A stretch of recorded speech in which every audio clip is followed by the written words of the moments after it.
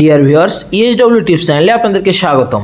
আজকে আপনাদের সামনে আরও একটি নতুন ভিডিও নিয়ে হাজির হয়েছি। আজকে আপনাদেরকে দেখাবো যে ফ্রিজের কপার পাইপ কিভাবে ঝালাই করবেন। এই ঝালাই করার জন্য আমরা কি করব, সর্বপ্রথম একটি সানক্যানের গ্যাসের ক্যানে আগুন ধরিয়ে নিলাম। ধরিয়ে নিয়ে এই যে একটু ভলিউম দিয়ে নিলাম।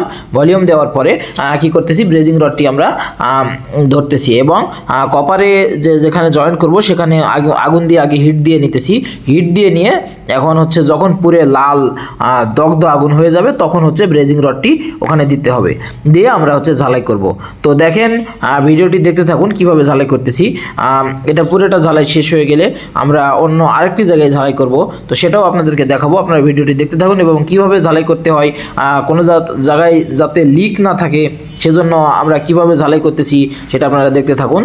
দেখেন, ওটা ঝালাই করা শেষ। আমরা লিক টেস্ট করব, এর জন্য ক্যাপিলারি যে মাথা ছিল সেই মাথাটুকুও ঝালাই দিয়ে নিলাম এবং অপর পৃষ্ঠায় কন্ডেন্সার লিক আছে কিনা সেটা দেখার জন্য এটাও আমরা ঝালাই করে নিচ্ছি, যাতে আমরা একবারে লিক টেস্টে দিতে পারি।